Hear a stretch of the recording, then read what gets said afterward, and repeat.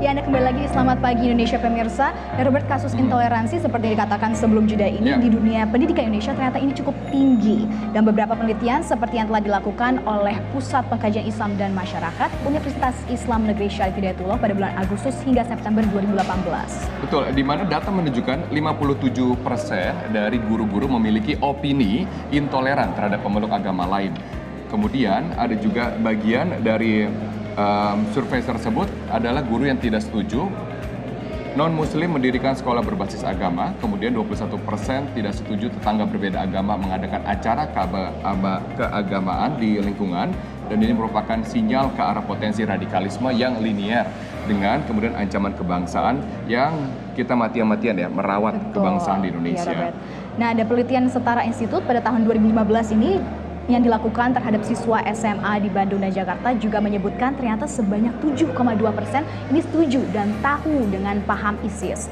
Survei yang dilakukan Badan Intelijen sepanjang tahun 2017 hingga pertengahan tahun ini, tahun 2018, seluruh perguruan tinggi di seluruh Indonesia, bahkan wilayah Jawa Timur ini memiliki potensi nih disusupi ajaran radikalisme. Kemudian ada juga penelitian dari Wahid Foundation yang bekerjasama dengan LSI di tahun 2016 dengan sebaran 1.520 siswa di 34 provinsi menyebutkan 7,7% siswa SMA bersedia melakukan tindakan radikal.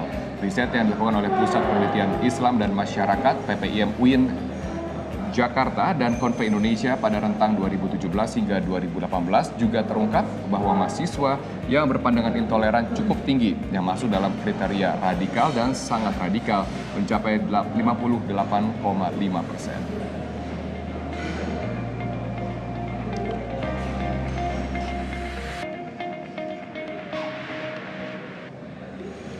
Nah, itu dia hasil survei dan juga penelitian yang menunjukkan ternyata masih banyak yang terancam dengan paham-paham radikalisme, intoleransi. Betul, dan juga dari berbagai survei yang kami kutip dari berbagai lembaga menunjukkan bahwa memang masih ada potensi-potensi dari intoleran yang terjadi, terutama bagaimana kita membentuk generasi bangsa kita, generasi muda, generasi penerus bangsa ke depannya yang merupakan generasi yang harus dijaga karena mereka adalah masa depan bangsa.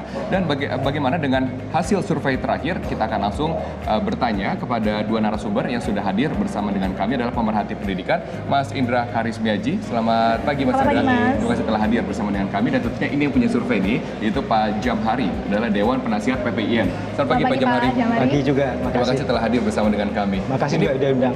Terima kasih Pak. Nah, penemuan ini kan cukup mengagetkan ya Pak, karena ini saya ingin mengklarifikasi dulu. Sebenarnya 63% atau 57% ditemukan guru-guru yang mempunyai opini intoleran. Ya, betul. Jadi 63% guru-guru mempunyai opini intoleransi yang sangat tinggi di Indonesia. Berarti 63 bukan 57. Ya, 63. 57 itu adalah salah satu pertanyaan yang dipakai untuk mengukur apakah dia intoleran atau tidak. Oke, ini berarti opini ya Pak ya? Ya, opini. Opini mereka terhadap intoleransi. Apa sih definisi intoleransi yang kemudian menjadi parameter dari survei ini? Jadi intoleransi yang kita pakai adalah kesediaan seseorang untuk merelakan haknya dipakai oleh orang yang berseberangan dengan kita. Jadi misalnya ada orang yang tidak setuju dengan kita, tapi kita bisa memberikan keluasaan hati untuk menerima orang yang berbeda tersebut. Yang kita maksud sebagai toleran. Nah, oleh karena itu kita ingin melihat sejauh mana orang Indonesia itu mempunyai sikap toleran yang tinggi gitu. Karena kalau kita lihat Indonesia bangsa majemuk, yang berbeda suku, berbeda agama, maka toleran itu sangat penting.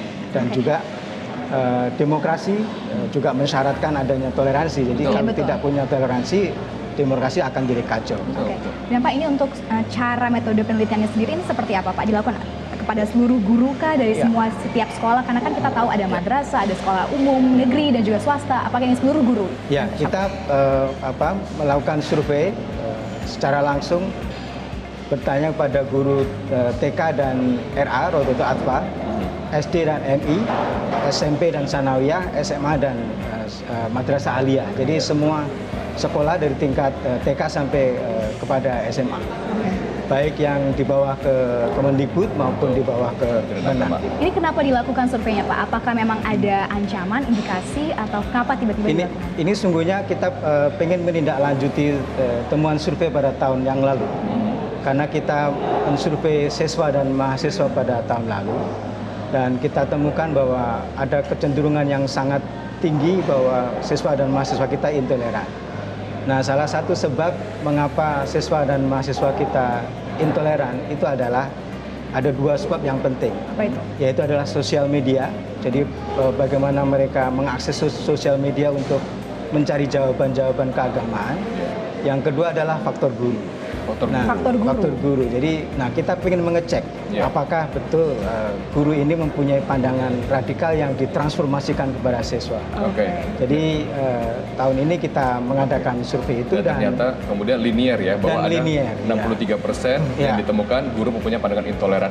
Sebelum saya ke Mas Indra, saya ingin tahu ini kan survei apa? Berarti ada margin of error. Berapa margin of errornya? 2%. 2% berarti itu sangat kecil sekali. Mas Indra, apakah benar memang juga ditemukan sebagai pandangan Anda mengenai guru kita yang cenderung intoleran? Kalau saya malah menghubungkannya itu dengan survei-survei hasil kualitas pendidikan kita, ya kan? Jadi ini dasarnya dari Helen Keller, salah seorang tokoh wanita buta dan tuli yang punya gelar sarjana pertama kali, mengatakan hasil tertinggi dari sebuah proses pendidikan adalah toleransi. Gitu. Jadi mereka yang cerdas adalah orang-orang yang bisa bertoleransi. Nah, sekian lama ini survei kualitas pendidikan Indonesia salah satu yang terendah di dunia. Mau dari survei apapun mengatakan kita yang terendah, bahkan yang paling akhir kemarin ada satu hasilnya itu luar biasa mengagetkan, mengatakan anak Indonesia siap menghadapi abad 21 di abad 31. Jadi kita ketinggalan 10 abad gitu. 10 abad kan gitu. Nah, ini kenapa saya bisa mengangkat di situ? Kita lihat kondisi yang disampaikan dari PPM UIN ini nggak beda jauh dengan yang terjadi 400 tahun yang lalu di Indonesia. Oh, berarti kita tidak bergerak kemana-mana? Kalau melihat itu kan begitu. Kalau kita mau lihat sejarah Indonesia itu sebetulnya, ya kalau mau diakui, bangsa ini lebih banyak mati di tangan bangsanya sendiri dibanding bangsa lain. Kalau mau jujur, kalau mau ditarik ke belakang kan gitu, itu lebih banyak ke sana. Nah, itu kenapa, Mas? Karena kan kalau kita lihat sendiri seperti telah dikatakan Robert tadi, Bhinneka Tunggal Ika. Sebenarnya kita punya slogan yang sangat toleran terhadap perbedaan. Tapi kenapa kita sebagai Mas Indra bilang tadi selalu terjebak dalam intoleransi ini? Ya karena kita punya dari sejarah tadi kan membuktikan kalau memang orang Indonesia ini ingin kelompoknya yang paling menang, ingin kelompoknya yang berkuasa, ingin. Jadi kalau mau jujur itu kan lebih banyak perang para pahlawan itu lebih banyak dengan bangsa sendiri. Memang di situ VOC ada di belakang, membantu dua-duanya sebetulnya. Jadi divide et impera itu berjalan sampai hari ini. Lihat aja nanti tahun depan saat Pilpres itu bagaimana divide et impera itu masih berlaku, itu akan terlihat sekali. Waduh, jangan sampai tapi ya, kita harapkan nggak terjadi tapinya ya. Itu kan membuktikan bahwa 73 tahun kita merdeka dengan pemerintah punya tugas mencerdaskan kehidupan bangsa, bangsa ini belum cerdas. Divide et impera sampai hari ini masih bisa dipakai.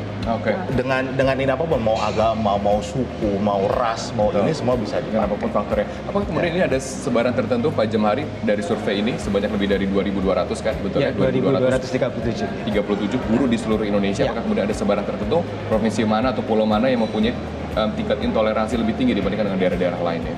Kita tidak memotret setiap provinsi, tapi ini kira-kira rata semuanya.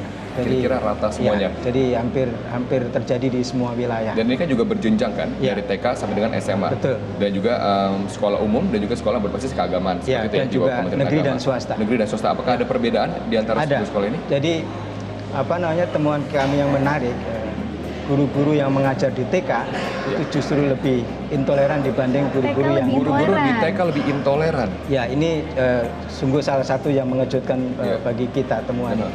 Dan ini mungkin juga saya kira perlu perhatian kita bersama karena mereka mengajar anak-anak kita yang masih kecil menanamkan nilai-nilai yang sangat tidak toleran, itu akan terbawa nanti pada alam kesadaran ketika mereka dewasa. Apalagi pembentukan anak-anak dimulai sangat dari usia dini ya. Jadi mereka seperti sponge, jadi mereka menyerap apa yang mereka lihat. Oke, kita akan membahas lebih lanjut. Betul. Kita melihat lagi bagaimana pandangan-pandangan tentang sikap intoleran ini sesaat lagi setelah jeda berikut ini. Betul, Robert. Tetaplah bersama kami akan segera kembali. Ya saya kan langsung ke Mas Indra. Mas Indra tadi dikatakan survei membuktikan nih